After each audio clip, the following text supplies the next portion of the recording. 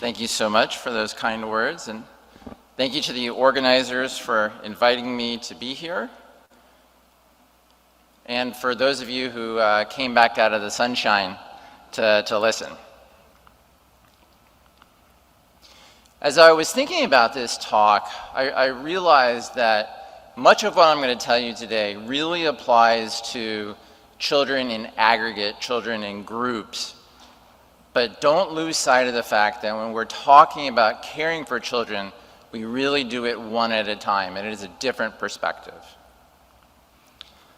A lot of what I'm going to go over today does come from the new ASLD clinical practice statement that you see here, recently published in Hepatology, which I was fortunate enough to co-chair with Dr. Xanthakos, and you see listed there the expert committee members that we worked with on this for nearly 3 years to bring this to fruition. With respect to the state of the art, I will touch upon prevalence, screening, diagnosis, comorbidities, outcomes, and treatment.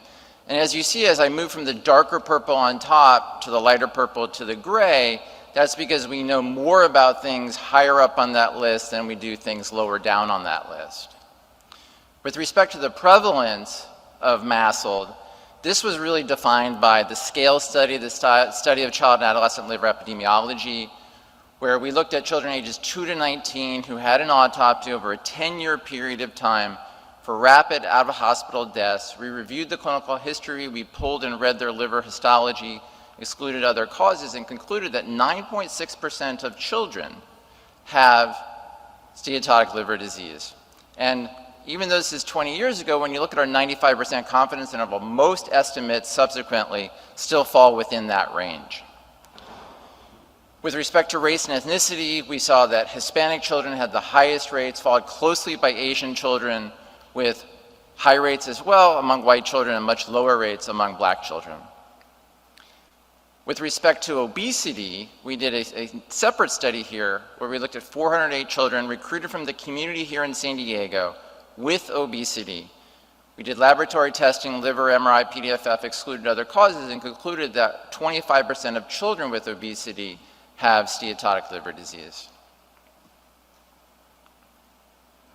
And then we looked across all of Southern California, partnering with Kaiser, to look at nearly 8 million patient years for children ages 5 to 18 who were newly diagnosed with NAFLD, and saw an annual incidence increase of 62% over those 10 years. What has happened over the intervening 8 years remains to be seen. So with respect to screening, we in pediatrics have had long-standing recommendations to screen children for steatotic liver disease. Going back to 2007, the American Academy of Pediatrics recommended screening children with obesity starting at 10, using a combination of ALT and AST. In 2017, NASP again revised that to 9 years of age with obesity and consideration of those with overweight, and recommended ALT as the test. In 2023, the AAP updated their obesity clinical practice guidelines, kept the age at 10, expanded it to include overweight or obesity, and use ALT as the measure. Now, as was alluded to this morning, screening algorithms used for adults for fibrosis do not work well in children. For example, we looked at 1,055 children in the NASH CRN who had MASLD, and FIB4 only has an AUC of 0.64 for identification of severe fibrosis. The clinical practice statement does recommend screening for MASLD in children starting at 10 with overweight or obesity or the presence of other cardiometabolic risk factors, even the absence of an elevated BMI. And we looked at NHANES and we saw that elevated ALT by cardiometabolic risk factor in adolescents is shown here from no risk factor on the top, and then going through each of the elements: overweight, obesity, waist circumference, elevated blood pressure, triglycerides, HDL, and dysglycemia. And there you see the rates. When we allow these all to compete head-to-head in our religious regression and control for age, sex, race, and ethnicity, it's BMI, blood pressure, triglycerides, and HDL that remain independently significant predictors of having elevated ALT. Waist circumference did not contribute independently, and dysglycemia did not remain in that. And that'll become important as we think of the directionality of what happens in these children. We also recommend to consider screening for MASLD in children under 10 if they have more severe obesity or an established diagnosis of type 2 diabetes, hypertension, or dyslipidemia, or a family history of MASH or cirrhosis. Why ALT? Because it has an established utility in pediatric MASLD. We have normative data, we have screening data, we have data on disease severity, and on it as a tool for response to treatment. The safety study was the study to define the upper limit of normal for ALT in children. Step one, we called every children's hospital in the United States. We saw a massive variance in the upper limit of normal of ALT, as you can see here, threefold range. The median at the time was 53. Step two, we determined what was the biologically based upper limit.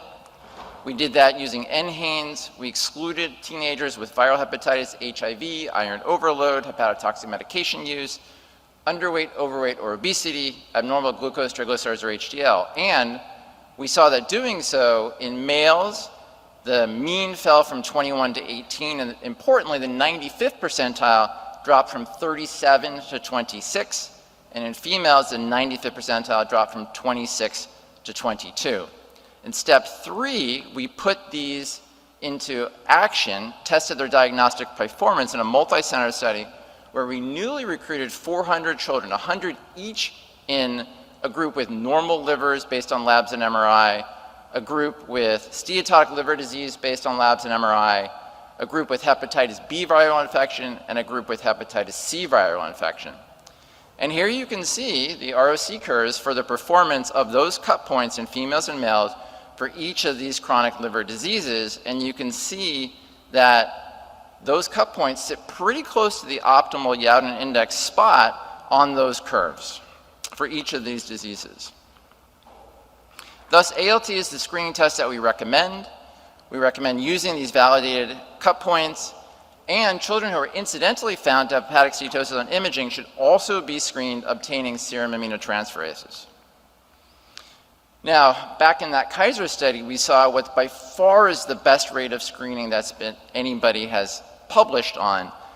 In a system where they have in place recommendations to do so, a little over half of children with obesity were indeed screened, and a quarter of children with overweight. We recommend referral to pediatric gastroenterology and/or hepatology if there are concerns for acute or severe liver disease or persistence, chronicity of elevated ALT. What should happen there? A comprehensive assessment of that elevated ALT, cardiometabolic risk factor assessment, an evaluation for steatosis, and consideration of liver biopsy. The goal of diagnosis is to identify the cause, test for the common conditions, look at medication usage, alcohol and substance use, and consider inborn errors of metabolism. And so the SLD framework, as we conceived it for children, we moved the boxes around a little bit from the adult manuscript, MASLD being on the left, that alternate etiology box sitting right next to it. Some of those are more common in children than in adults, with MET-ALD, cryptogenic, and ALD represented. Suspected MASLD in US adolescents, moving from the prevalence of elevated ALT being 14.6%, 11.3% is the estimate for those who have suspected MASLD. And that's because 77% with elevated ALT meet the criteria for suspected MASLD, 20% have cryptogenic ALT elevation, about 2% nationally had hepatotoxic medication use, and just under 1% had viral hepatitis. When we looked at how well the MASLD or SLD framework works in the NASH CRN, now in PRESS and hepatology, all of these children were diagnosed with NAFLD by a pediatric gastroenterologist, 1,019 with liver histology, and we did deep phenotyping. They had a central pathology review, we reviewed their medication use, we reviewed their alcohol use, and we looked at cardiometabolic risk factors. You can read the paper for this detailed diagram there. The punchline is that in children with NAFLD, 84% had MASLD. 6.5% had drug-induced steatotic liver disease, 5% did not have enough steatosis to actually be considered steatotic liver disease. 3% had met ALD. That went up to 5.5% of the adolescents who were deemed to have MASLD in the NASH CRN. Other was a small fraction, as was cryptogenic and ALD. So the importance of accurate diagnosis in part hinges on the ability to diagnose steatosis. What are the tools that we can consider? Clinical ultrasound, CAP, MRI, liver histology. Here we see a case series republished on 3 15-year-old females, all with obesity, all with an elevated ALT, all with a positive ANA. Patient A, patient B, patient C. You can see they're all about the same age. They have similar BMIs, similar ALT, AST platelets, ALT and AST all elevated. Each patient, you see their ultrasounds here. Every one of these, the liver is brighter than the spleen. A board-certified radiologist read these as being hepatic steatosis. But it turns out that clinical ultrasound has substantial limitations. When we did a systematic review, we determined that the sensitivity for steatosis is 73%, the specificity is only 55%, and the grading accuracy is only 38% for clinical ultrasound. Liver histology did turn out to be diagnostic, so there you see patient A, B, and C across the top, their H&E, with their trichome slides beneath them, and you see the first patient did indeed have MASLD with steatosis and fibrosis. The second patient actually has dual diagnosis of MASLD and autoimmune hepatitis, and the third patient, despite the positive ultrasound, has only autoimmune hepatitis, and you can see with extensive fibrosis. What about CAP? It's a point-of-care device. As we heard about earlier today, it's incorporated into the adult hepatology guidelines and widely used. When looking at the diagnosis of hepatic steatosis, it has an AROC of 0.74, sensitivity of 70%, specificity of 66%, and overall diagnostic accuracy of only 69%. Newly in press, we looked at this prospectively in the NASH CRN multi-center study with liver histology, assessing CAP for steatosis and LSM for fibrosis. We saw that CAP is not associated with steatosis severity. Here you see the CAP scores versus the steatosis grades, and you can see that regardless of whether steatosis was grade 1, 2, or 3, the scores are almost the same. LSM was moderately associated with fibrosis stage. You do see a small incremental increase as we go from fibrosis 0, 1, 2, 3, and 4, but you see wide overlaps across each group. And therefore, it has limited ability to distinguish between fibrosis stage. So here you see ROC curves, and it doesn't matter whether in the lightest blue you're looking at no fibrosis versus any fibrosis, the intermediate blue looking at those who had clinically significant fibrosis, 2 or higher, or whether you're looking in the darkest blue for advanced fibrosis. It all fares in the 0.6 to 0.7 range. Liver MRI, in the MRI Rosetta Stone study, we saw has a high sensitivity and specificity for steatosis in children. Depending on how you pick your kids and set your cutoffs, you end up with sensitivities in the 86 to 95% range, specificities in the 83 to 90% range, and AROCs close to 0.9. Here we see in the heat map that as you go from each categorical stage, there's a little bit of noise, but overall works quite well. Thus, MRI-PDFF is the only validated non-invasive measure for steatosis in children because it is quantitative, it is operator independent. We have cross-sectional data. I didn't show them, but we also have longitudinal data against histology and thus validated in children. And therefore, it's the preferred method. It's validated and quantitative. Now, with regard to ultrasound, our determination was that it is an initial option when MRI-PDFF is not available or is impractical, or if there's a concern for anatomic abnormalities. But you should be aware of the sensitivity and specificity issues. Whereas CAP should not be used as a diagnostic tool for MASLD in children. It lacks pediatric validation sufficient for clinical decision making. Liver biopsy is an important diagnostic tool and should be considered when there is diagnostic uncertainty, especially if the ALT levels are 2 times those safety study cut points you see there. When the clinical findings such as history, physical exam, or labs raise concern for significant fibrosis or MASH, or, for example, when you have positive antibodies, which suggests the possibility of autoimmune hepatitis, as in the cases I showed. With respect to how does screening play out in practice, these are 374 children who were identified via screening in primary care, referred to GI for suspicion of steatotic disease. We excluded those who were under 10 to make and match guidelines. That left us with 347 children. Those who continued to exhibit elevated liver chemistry, 273, were all offered liver biopsy. All but 18 had one, and we left with 193 who at the time were diagnosed with NAFLD, and another 61 who were diagnosed with a different liver disease. Liver histology still plays a role in diagnosis. Most importantly, in this group, screening in primary care, a liver biopsy for those with elevated ALT, 11% of those who had been identified in primary care ended up having advanced fibrosis on their histology. The clinical practice statement here, I'm referring to you, this contains all the things that I've already gone through, so please read the paper. With respect to comorbidities and outcomes, MASLD in childhood is a direct pathway to type 2 diabetes. So here we see on log scale the annual incidence per 100 children, and for general youth it's 0.01%, for youth with obesity it's 10 times that, it's 0.1%, whereas for children with MASLD that we followed over a 4-year time frame, it was much, much higher. It was 3% annually.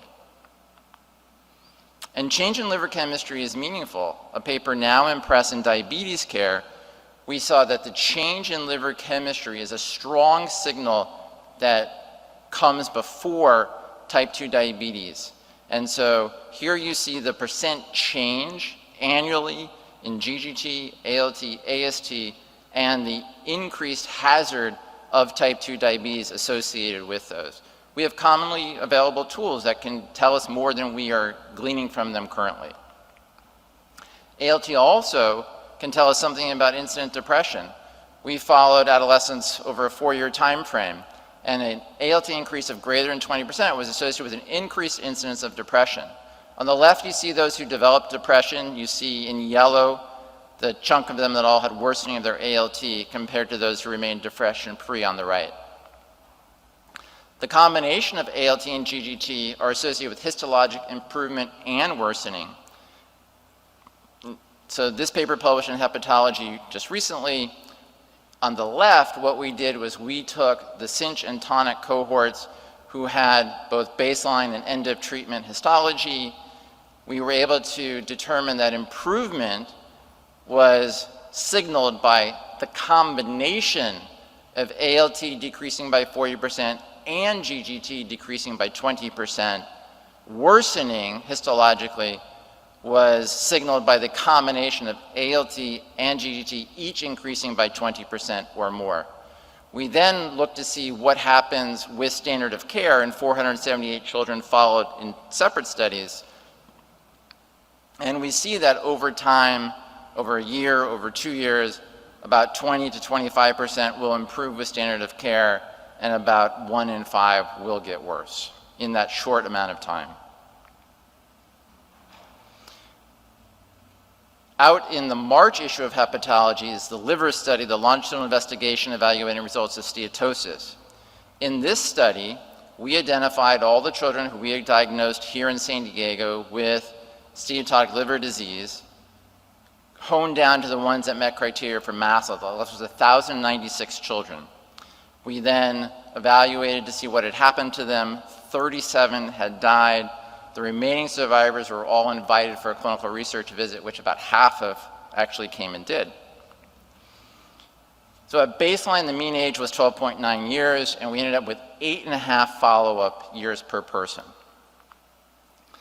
And there's a high mortality rate for pediatric MASLD. It was 3.98 per 100 person years.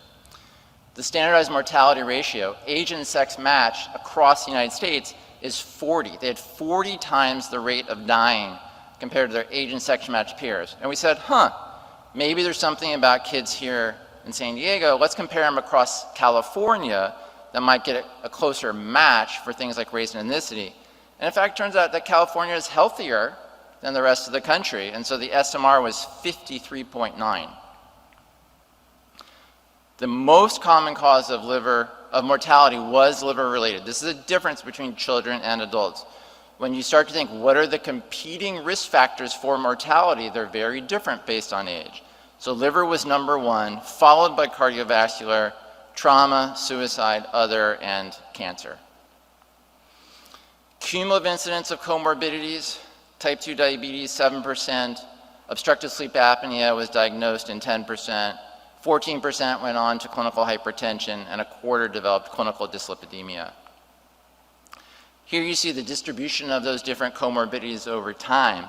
The takeaway from this is it's a complex metabolic condition, and every child is a little bit different which mix they have. There's not a single unique pattern that everybody is going to follow. With respect to treatment, we recommend comprehensive management, and we developed this two-tiered strategy. You see in the center there, tier 1, for all children with MASLD, it's GI and hepatology working with primary care, and nutrition is an important intervention. We recommend including dietitian support, exercise interventions, and cognitive behavior. I'll say more about this on subsequent slides. And then additional support as indicated, whether that is done in GI or with our colleagues in the various disciplines of obesity, bariatric surgery, psychosocial support, gynecology, pulmonology, endocrine, cardiology being the things that we see commonly. With respect to nutrition treatment, it's important to have detailed evaluation of dietary habits. Include registered dietitians when possible. They make a difference. Provide tailored lifestyle counseling considering individual, family, cultural, and socioeconomic needs. The best evidence we have is for reducing added sugars. We also recommend balanced, age-appropriate nutrition with adequate vegetables and fruits. With respect to physical activity, we do encourage the evaluation of exercise habits. Children should engage in moderate to vigorous exercise every single day. Activities can be free play, they can be organized sports, whatever people have access to and enjoy and want to do. Age-appropriate exercises enhance children's physical health, and encouragement from parents and educators is vital. With respect to behavioral support for MASLD, we recommend screening children for depression or anxiety using validated questionnaires. Anxiety and depression can also affect adherence to the lifestyle changes we're asking them to make. Refer to pediatric mental health specialists if concerns are identified. Implement family-based therapy and cognitive behavioral therapy. And motivational interviewing can enhance the lifestyle intervention effectiveness. We interviewed 25% of all of the pediatric gastroenterologists in clinical practice in the United States, and the number one request by far and away was they want a medication to treat MASH. There is an urgent, pressing need, and there are many, many pediatric gastroenterologists in the country ready to use them when they are available. There are currently, though, no endorsed medications because none are approved as specific treatments for MASLD or MASH in children.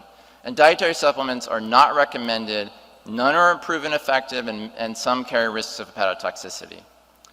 With respect to clinical trials, whether they be interventions of diet, exercise, medication, or supplements, in children with MASLD, they should use standardized inclusion criteria and validated endpoints, whether non-invasive, histological, or clinical. There's, however, a paucity of validated endpoints in children. Changes in ALT, GGT, MRI, PDFF are the best, most validated ones we have available thus far. All drugs approved for MASH in adults should be evaluated in children, including both in adolescents and school-age children. These studies should include rigorous phenotyping of MASLD at baseline and follow-up to provide evidence of specific benefits for treating MASLD in children. With respect to weight loss medications, several are approved for treatment of obesity in children 12 or older. GLP-1 receptor agonists as you know, show benefit in adult studies of MASH. Benefits observed, however, in adults cannot simply be directly extrapolated to children.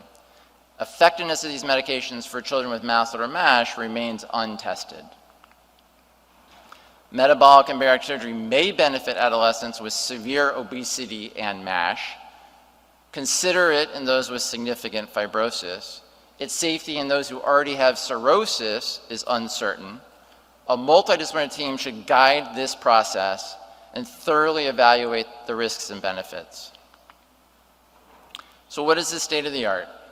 MASLD is as common as asthma in children. It affects 1 in 10 children. It is associated with increased long-term metabolic and liver-related mortality. It frequently precedes the onset of type 2 diabetes. NITs require pediatric validation. Pediatric MASLD represents an early window to alter lifelong cardiometabolic risk, and clinical trials to inform treatment is an urgent need. So I thank you for your attention. On the panel that we're having here, I hope we will dive into some of those areas that are still more gray. I look forward to the discussion. Thank you, Jeff, for that fantastic talk. All right, so I'm going to introduce our panel members. Dr. Miriam Vos is a pediatric hepatologist and a tenured professor of pediatrics and associate chair for translational research at Michigan State University and the director of research for Helen DeVos Children's Hospital in Grand Rapids, Michigan.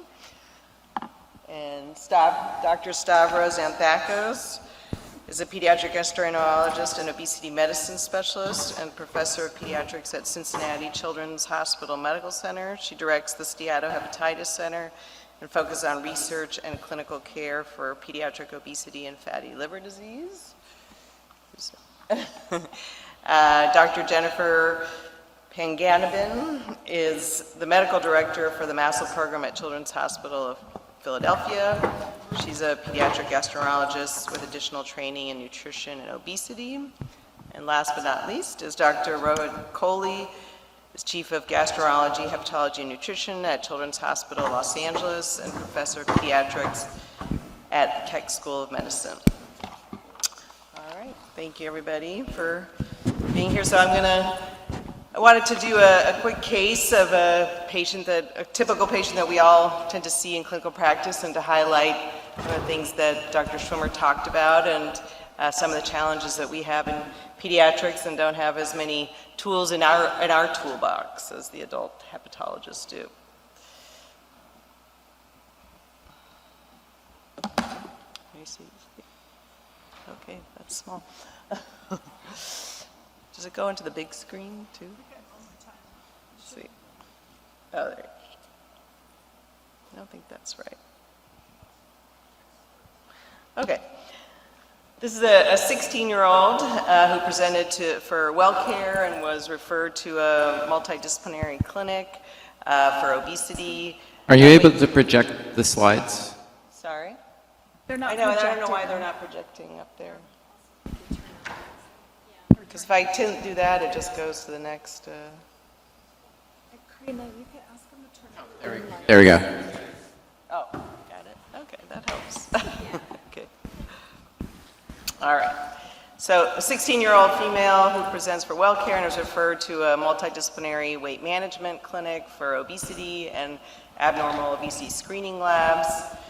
Her past medical history is unremarkable, and on a focused review of systems, she reports snoring, wakes up with dry mouth and occasional headache, and has had irregular menses since menarche. She has a family history of obesity in multiple family members. Her mother had gestational diabetes that then developed type 2 diabetes and fatty liver disease. Her diet consists of frozen breakfast burritos, usually has fast food for lunch at school, and gets a homemade meal for dinner, and she drinks 2 to 3 sodas per day. She has pretty sedentary behavior and just walks to school occasionally for her exercise. Her social history is significant for food insecurity and does report drinking an occasional beer. On physical exam, she has a BMI of 37. Her blood pressure is 130/80. She has grade 2 acanthosis.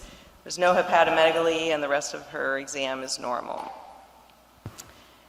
Her initial BMI screening labs showed an ALT of 65, a hemoglobin A1C of 5.9%, elevated LDL of 130, low HDL, and elevated triglycerides.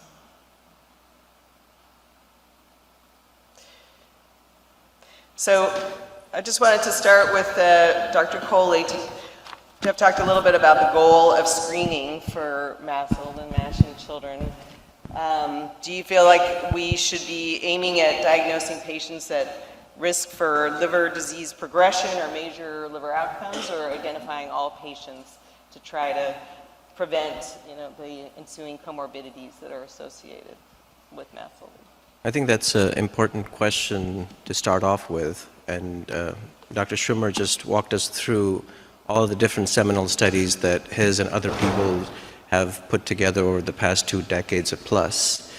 The 3 points I'd try to make on this, one would be it being such a common disease, to expect all of these children to come to a pediatric gastroenterologist, hepatologist clinic is impossible. So partnership with primary care is critical. Therefore, for most children, I would be interested in the core, what we had put together in the clinical practice statement, work with the PCP, work on lifestyle management, diet and exercise, take sugars away.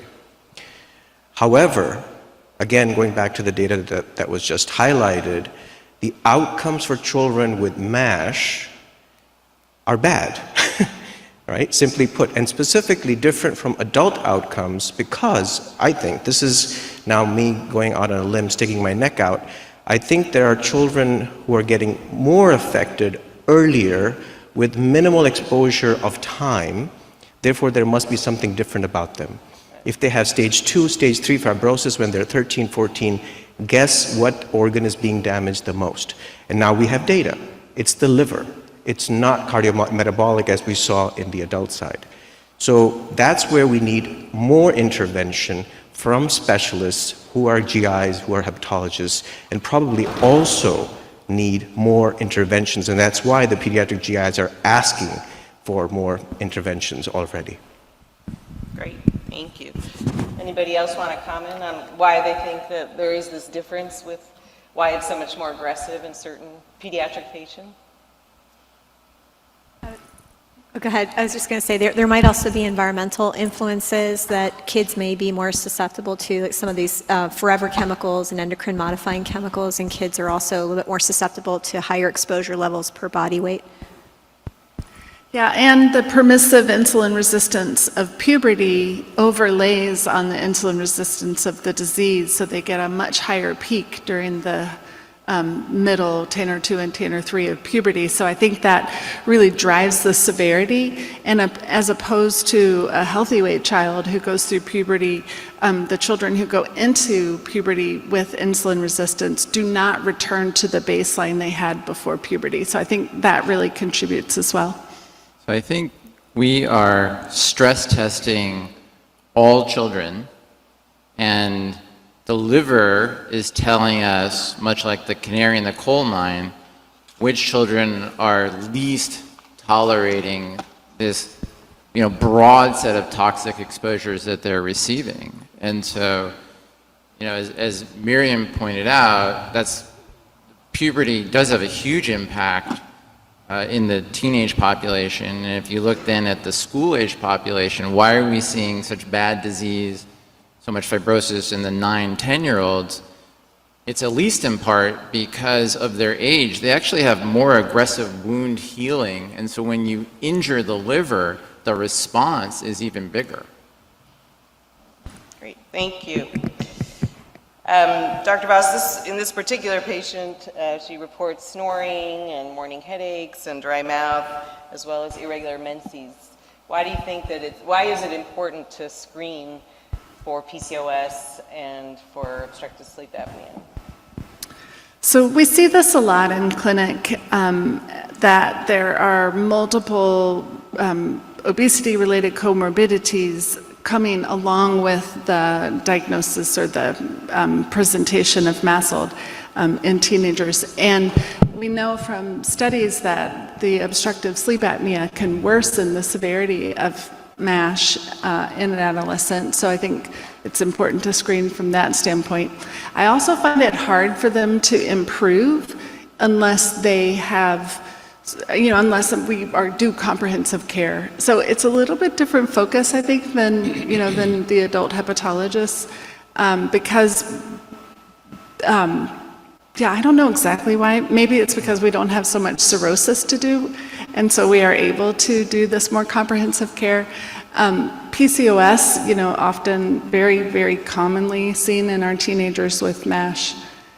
Hey, Karina, I think if we turn the lights up too, then we can see the people waiting for questions. Oh, I'm sorry.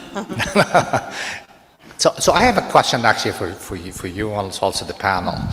In pediatric population, it seems to me that there is probably a more profound impact of the environment. By that I mean the socio-economic sort of status of the children. What are they exposed to in terms of ultra-processed food, especially the food deserts or food swamps where they have nothing and this really also sort of goes along with your demographic that you were showing in terms of being very high in Hispanic population, and there is a study we have shown that in Hispanic girls especially it's very high. In conjunction with this, the screen time, the inactivity, the lack of all these things, how much of this is playing a role here that's showing this increase in the prevalence over the past vis-a-vis, say, genetic or something else that may be more physiologic? Is it really all about the environment that we are creating with both the alco pops, these drinks that are both alcohol and sweet, and all of these things that are becoming more available to kids? I can start. I think it's such a good question, and I do think we can bring it down to the environment, but not the environment of the child. It's actually the environment of the parents, because it's paternal and maternal BMI at the time of conception that is the number one driver of obesity and probably MASLD in children. And so because we have mothers and fathers who've gone through this hypercaloric fast food environment, we end up with the children and adolescents. So we're actually starting a new study looking at imprinting across families to see if we can really dive in on that. So is it better to do the epidemiologic studies of not just the child but the family? Because that's really what's important from what you're saying. Yeah, absolutely. And we should be treating all the 20-somethings, right? Like our treatment is really focused on, I think, an older age group. 20-somethings typically don't go to the doctor, they get diagnosed less, they have less access to health insurance, but they're the most important to treat because they're going to have the babies. Also, in response to your question, we recently published a paper in Hepatology Communications looking at the neighborhoods that children live in, both children who have obesity but not MASLD and those who have MASLD. And so even after controlling for obesity, we did see neighborhood effects on the risk for MASLD. And so I do think, again, it goes back to, are we treating the individual child, where we try to figure out that child's set of factors that contributed to their problem and which ones of them are most modifiable, and how do we do that? On the one hand, yes. And on the other hand, how do we understand things like population attributable fractional risk of, can we rank order all the things that are contributing and what role do they play? And so from a public health perspective, what changes could we make that might have the biggest value impact? Just one more point that I'll add to that, which dovetails into both of your points. Dr. Xanthakos and I have been privileged to be part of a series of papers that have recently come out talking about PFAS and forever chemicals. And this actually came out of the Teen Lab study, where now we understand living closer to expressways or being exposed to these probably more prevalent toxins in those areas which Dr. Schwimmer was talking about are detrimental to fatty liver disease progression. And endocrine disruptors in general that contribute to obesity and, other metabolic disease. I think I'm just going to keep going real quick, or let's get one more question and then I'll keep going with the case. Hi, yes. Harry, I'm the liver fellow from CHLA. I think there was a really good point about how MASLD is now as frequent as asthma in children. And obviously, asthma is mostly managed by PCPs, and MASLD has become one of the main things that we get referred to. So how do you guys approach, does every child with MASLD need to have a hepatologist that they're seeing once a year? Do we see everyone once or twice to establish intervention and then have a PCP take over from there? What's your guys' approach to not overwhelm our service, but still make sure these kids are being looked after appropriately? So I think, following the guidelines, I think it depends on the risk of where the patient is at when they see the PCP. But the reality is it's our job to educate our PCPs on how to counsel for MASLD, right? We're not going to be able to see every single patient. We don't have enough hepatologists or pediatric gastroenterologists to manage this patient population. So I think as part of our, mission is education, but also knowing that the pediatricians only get 15 minutes to see their patients, right? They have 30 patients they have to see in a day. So we really have to give them tools to be able to educate them. So I think that's the first part. And then risk stratification on who are the higher risk patients that we need to see in clinic and do the workup and get involved more aggressively.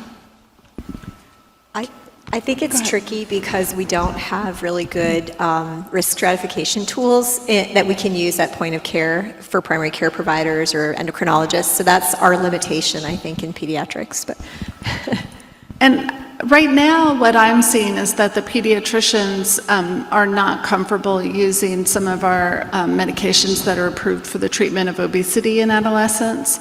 And many of us that treat MASLD are bringing those in, even though they're not approved. And there's some other things that, that help. I mean, you can use metformin for acanthosis and treat, the cholesterol. And so, I think it kind of gets to be a little bit of a overlap, but the pediatricians aren't doing that yet. And I think if they did start, then that could decrease the wait list. But I think the focus for the pediatricians, right, is the counseling. It's the lifestyle intervention. But in reality, we talk about patient individualized treatment, but we're also treating the family. So it comes into family-based treatment. We're trying to educate the parents so that they can also give the care that they need for their patient, for their kid, to be able to do the lifestyle interventions that we're recommending. But I think for medication management, none of the pediatricians feel comfortable doing that, so they refer to obesity specialists as well as our colleagues here.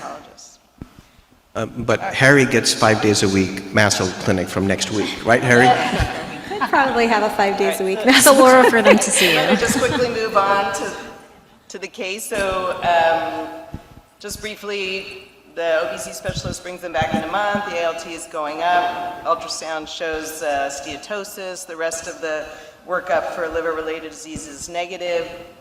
And we do a trial of lifestyle counseling.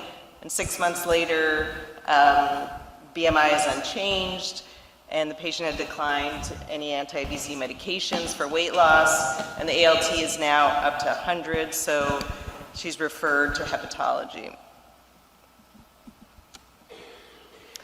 So, Dr. Xanthakos, we had a nice talk before about MASLD. So, this patient reported having occasional beer. How do you handle that?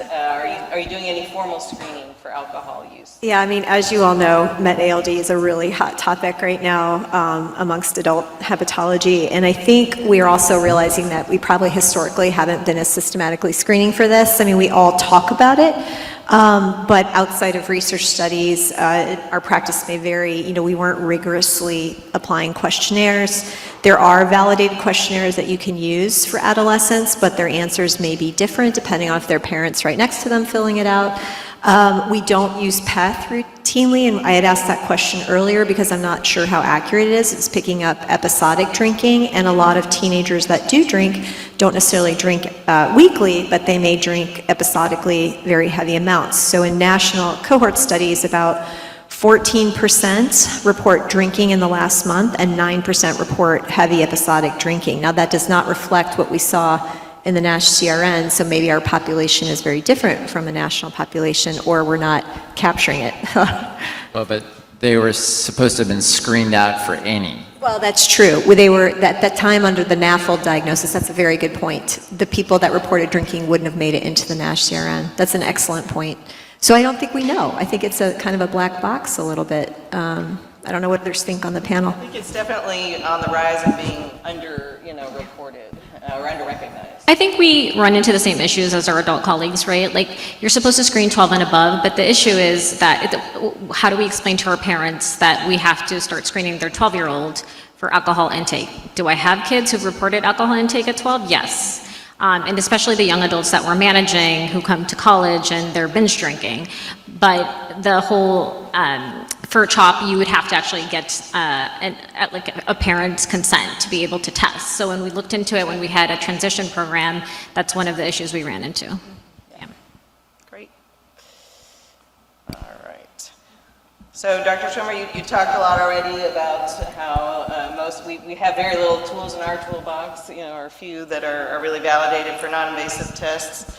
So in this, what would you suggest we do? I mean, the obesity specialist didn't have access to MRI PDFF, but at the tertiary care center you do. And what are your thoughts in terms of how you would assess this patient for steatosis and staging fibrosis? So this particular patient is at quite high risk for MASH, and at quite high risk, frankly, for advanced fibrosis. And so, they would get MRI PDFF and MRE, and in a patient like this, we would offer them liver biopsy. And I use the word offer because it's shared decision making. We would explain why, the information that we would get from it, and its specificity versus other tools, and what the impact of saying, like, that's a patient could even have cirrhosis. We see that certainly, and then make those decisions together. Okay. Anybody else want to talk about whether? Well, she did end up going on to we'll go through these, to have imaging at the referral center, and she had a VCT CAP score of 310 with a stiffness of 8.3 kilopascal, which was interpreted as S1 to S3 and F2, and an MRI PDFF of 27%, but the MRE was not available at that institution. So would anybody else change their mind in terms of doing a biopsy or not, or what would be the driving factors for you in this case? I don't think I'm going to change my mind, but I do want to bring up a little bit of a controversy maybe. Between MR elastography, as you bring it up, it's not available at this institution, versus MRI PDFF, and see what the panel thinks about it. I'll hold my opinions last. What's the question? Why would one do one versus the other? There's a lot of data on both sides of the street. Miriam, if you have... Yeah, I mean, I would like to have an MR elastography on this patient. I think it'd be helpful. I mean, we don't have a lot of data validating it, but I think in a patient over time, it is very useful for comparison. And if I was going to start an obesity treatment medication, or if in the future there was a treatment available, it would help me to be able to show the family that they're getting better, which may, then it helps them put into the perspective of the cost or the side effects, or, just the hassle of coming every 3 months or whatever it is. And I think this one's tricky, because it's like this borderline VCTE, and maybe, so I might do a biopsy. I think the tricky thing is too, because we have VCT at my institution, and I have lots of patients like this where it's above 8, and then I might get an MRE, and the MRE is completely normal, like 2.6, and then I'm like, well, I still don't really know what's going on, because then I might do a biopsy, and they actually have stage 2 fibrosis, because the MRE may not be as accurate for picking that up. So if you really want to know if a patient has fibrosis, and again, there's issues with sampling errors and things, but you kind of stuck doing a biopsy, I think, right? Yeah. So it just depends on how will it change your clinical management with that patient, I think. And just to clarify for those who have more of that adult, phenotype perspective, our stage 2 fibrosis it may be not as much fibrosis, but it doesn't, all the tests are not that accurate for stage 2, right? Advanced fibrosis is the like FIB4 and MRE and VCTE are more accurate they get more accurate for advanced fibrosis. We just have less of it. More of our children have stage 2 and stage 1 fibrosis, and stage 1 fibrosis really puts that child into the fibrosing category, meaning that they probably should continue to see a hepatologist and not follow with the primary care doctor. Yeah, so to answer your question, unless you had a different point. No, I think they all said the same thing. I think we all agree that liver biopsy probably is the right thing to do. My point that I was trying to come out with was that longitudinally, maybe we need another measure, and the best we may have, which may not be great, is MR elastography right now for longitudinal. I think just the issue that we're running into is a lot of the patients now are being treated, right? Either for type 2 diabetes or for obesity, and so they're started on medications and they refuse biopsy. So I think that's what's the important part for pediatrics is that the MRE doesn't correlate specifically for those low-grade fibrosis, and then you're stuck, like having a patient on a medication and you don't know what stage they're truly in. I think there's a huge difference center to center.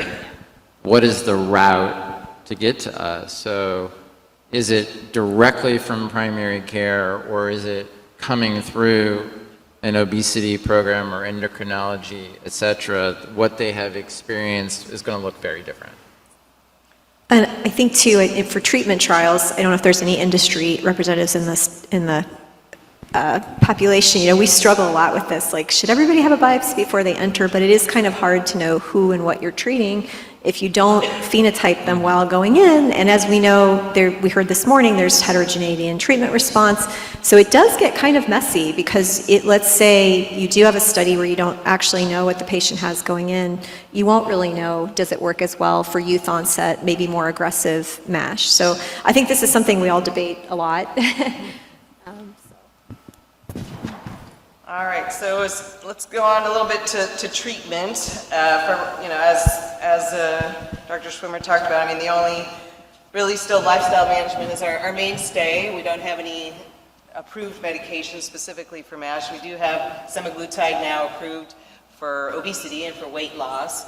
So I just was wondering, Dr. Pangan, I always say your name wrong. You're saying it correctly. I'm going to say Jennifer.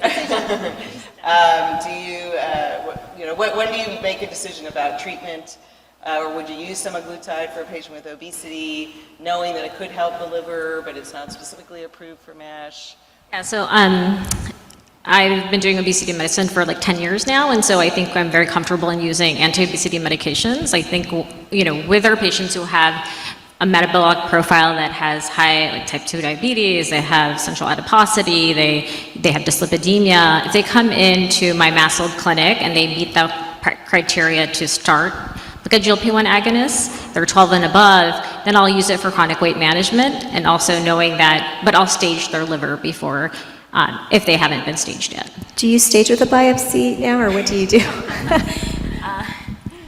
I ideally would like to do a biopsy on all my patients, but the reality is that they refuse the biopsy a lot. I know we've had this discussion, I've talked about we give great education on trying to biopsy, but the reality is when they see my diabetes colleagues in endocrinology, they're started on the medication without a biopsy. And so I think that's the struggle. So it's an education piece, but we MRE all of our patients. So we do PDFF and elastography. So at least as a minimum, they'll have that. But we try to pair it with biopsy if the family will agree. And a lot of pediatricians are seeing patients up until 21. So what about, are you using Resdifra for 18 and up? So I'll use semaglutide they're 12 and above, we'll use semaglutide. If they're above 18, since semaglutide is now approved, FDA approved, then we'll use that as the first option. But we are using tirzepatide in our patients as well. And we're using resmetirom for our patients who have fibrosis, who are non-responder. Haven't had significant improvement in their fibrosis despite being on a GLP-1. And so I do use resmetirom in patients 18 and older who have stage 2 and 3 fibrosis, and that's based on histology. I know the label doesn't require that, but the BCTE score, LSM score, it doesn't mean anything in an 18-year-old either. There's no reason to think that 18, 19-year-olds magically is when it improves. I don't know, is it at 30 or 40 when it starts to represent, the values that get quoted more widely. Yeah, I have a little bit of a pause in my mind, going back to the data that we were discussing before about kids not being small adults, and the morbidity and even mortality, one may argue now with the liver study being more liver focused. Starting semaglutide outside of the context of treating obesity or diabetes, for which it is already approved for 12 and over, I find it hard to start that. So we had an intense discussion internally between endocrinology and gastroenterology, and we have elected to keep the sema prescriptions on the obesity center side. And in the MASLD clinic, we're still concentrating on lifestyle, and of course, RCTs when available to be offered. Yeah, I think we've had this discussion in the MASLD SIG. The problem that we're having is each center is different, and depending on the structure or the setup of your hospital, you may have access to an obesity clinic, you may not, or your endocrinologist may be managing the GLP-1s. But I think in our center, what we've run into is that we have so many referrals that are sent to our obesity center that they can't take all of the patients, and if they're 18 and above, they won't see them.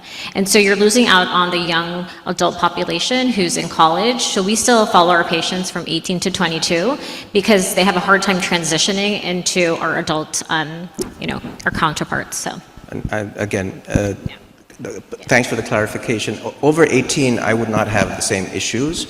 It's just that I don't understand the pathophysiology, and there's actually preclinical data where sema actually made, again, this is murine, not human, but made fibrosis not improve. And actually the initial New England Journal paper, which is the phase 2 trial for sema, different dose, did not improve it in adults either.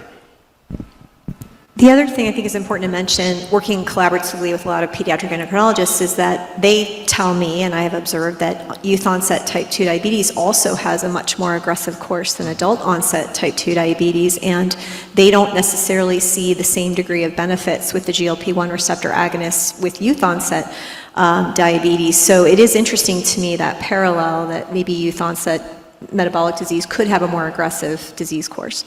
I will say that just recently, last 6-9 months, I have started to see a larger number of adolescents with type 2 diabetes already on semaglutide, whose liver chemistries are still so high that they're being sent, and I don't know what their disease was before they got started on drug, but certainly I'm seeing that they have a substantial liver burden when they come to me. And so I don't know, is that because it did nothing for their liver or it just didn't do enough, and how many different subphenotypes are there? It was like the discussion earlier today with adults. There's no reason to think that a single drug is going to solve all these issues for all children.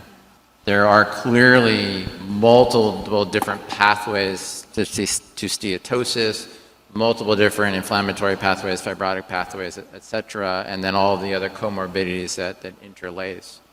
And so, Sorry, unfortunately, Yeah. I think we're out of time, so, but this was an excellent panel discussion, thank you, and thank you again for excellent talk, so I don't think we have any more time for questions from the audience, but I'm sure they'll be